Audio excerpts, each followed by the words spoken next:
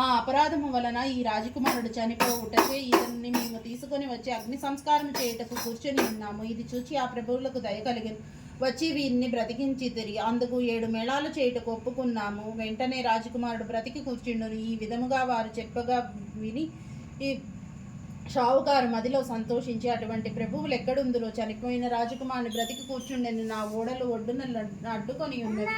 నేను ఈ ఓడపై వెళ్ళి వస్తాను. నా ఇంటికి సుఖంగా చేరుకుంటాను. నాకు వ్యాపారంలో నష్టము రాకపోయినట్లయిన ప్రభువుల వారికి 5 మేళాలు ఇస్తాను. ఇట్లు మనసులో సంకల్పించుకొని ఓడపై కూర్చొని నడిపించుకొని వెళ్ళిపోయినాడు. వైదేశం వెళ్ళి అచ్చట గొప్ప లాభం పొంది తిరిగి వచ్చి ఆ ఓడను